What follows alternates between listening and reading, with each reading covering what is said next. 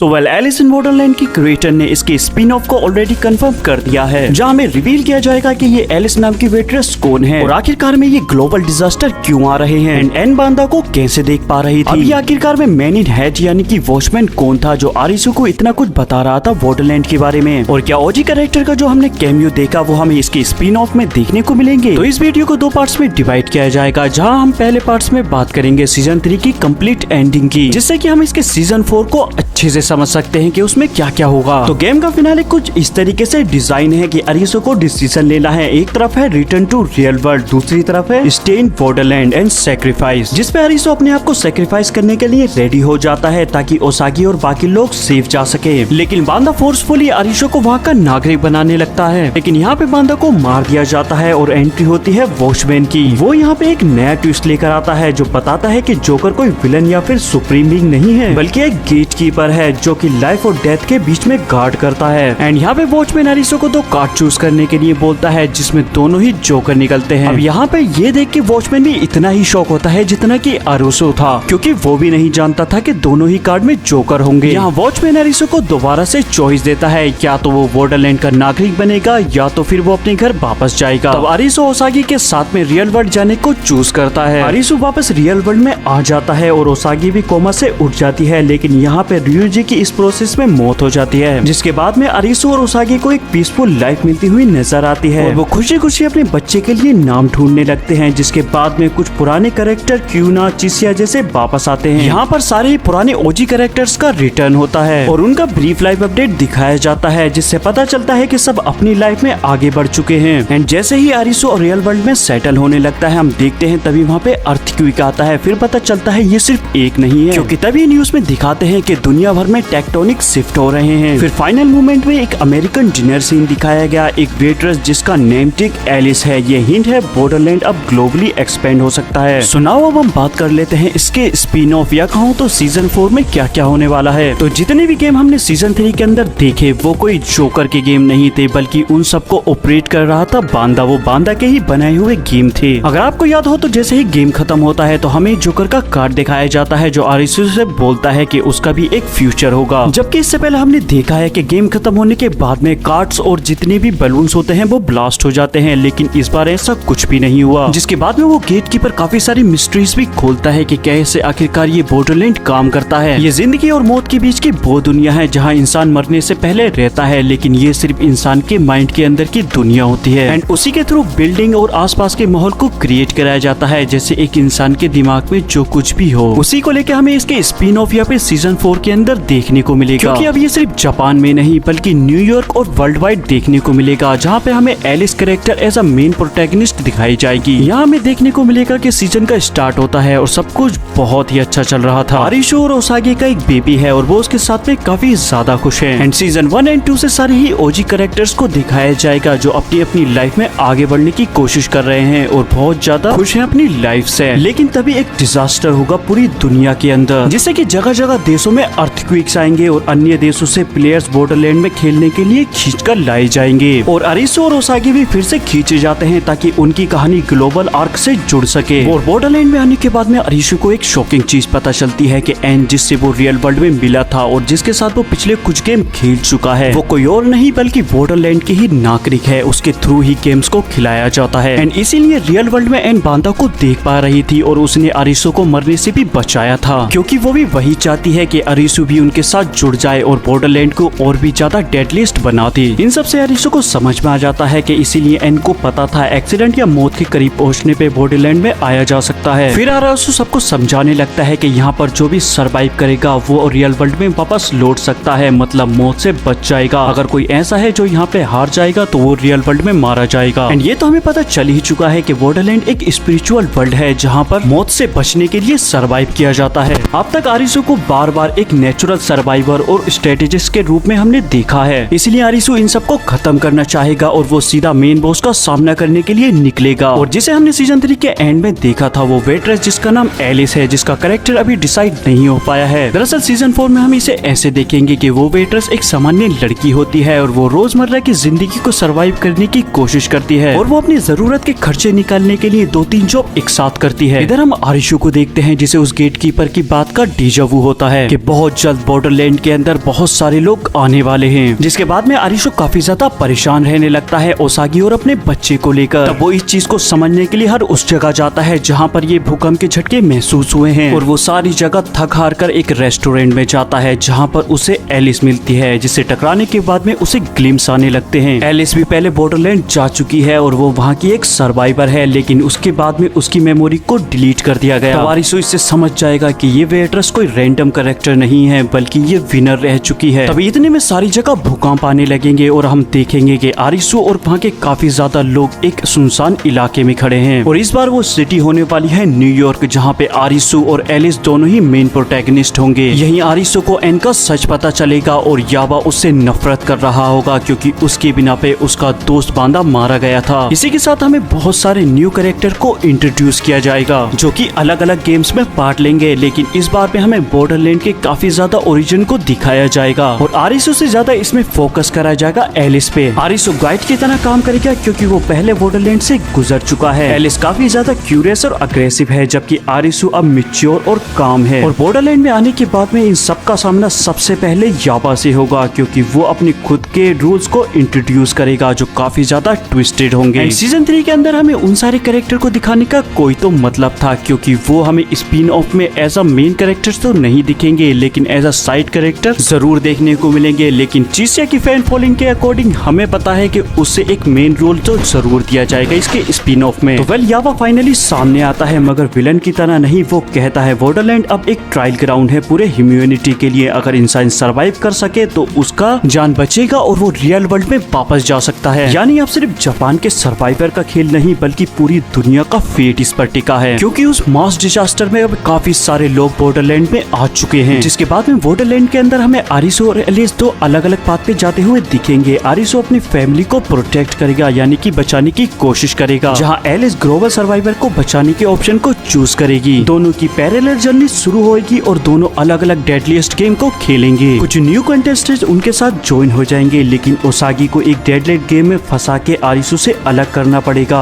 और तभी उनकी मदद के लिए कुइना और चिसिया आ जाएंगे। एंड जैसा कि हमें पता है कि चिसिया काफी ज्यादा सेल्फिश होता है, वो आरिशो को एक बार बिट्रे करता है, लेकिन इस बार हम देखेंगे कि वो आरिशो के लिए कुछ भी कर गुजर जाएगा। इसी के साथ हमें पुराने कैरेक्टर्स का ओजी इमोशनल मूवमेंट्स देखने को मिलेगा। अब आरिशो और एलिस की टीम दोनों ही अपने अपने तरीके से गेम्स को कंप्लीट करते रहेंगे, लेकिन इस बार बॉर्डरलैंड का डिजाइन काफी ज्यादा ह्यूज होगा। वो पूरे वर्ल्ड वाइड होगा और हर एक सिटी या हर एक देश एक स्टेज होगी। इसके बाद में याबा कोशिश करता है कि वो बॉर्डरलैंड को परमानेंट बना दे और खुद उसका इटर्नल रूलर बन जाए। जिसके बाद में आरिशो और एलिस दोनों मिलकर उसे हराते हैं, लेकिन इसकी कीमत बहुत बड़ी होती है। लेकिन यहीं पर ट्विस्ट आता है, बॉर्डरलैंड अब पूरी तरीके से खत्म नहीं होता बल्कि जोकर कार्ड दिखाया जाता है और वो कोई और नहीं बल्कि आरिशो होता है। रिमेम्बर दैट सीन जिसमें हमने देखा था, वो गेट कीपर आरिशो को तो कार्ड देता है जिसके अंदर दोनों ही जोकर होते हैं और वो बोलता है कि तुम्हारी किस्मत की डोर अब मेरे हाथ में है, और इसीलिए वो जोकर डिफीट नहीं होता क्योंकि वो जोकर बन चुका है अब आरिशो। अब इसके बाद ही मुझे बहुत सारे टॉपिक्स पर बात करनी है, लेकिन अगर आपको वीडियो जरा भी पसंद आई हो तो वीडियो को लाइक करें, चैनल को सब्सक्राइब करें, और आपको कुछ अलग अलग थ्योरीज लगती हैं तो वो आप मुझे कमेंट करके बता सकते हैं।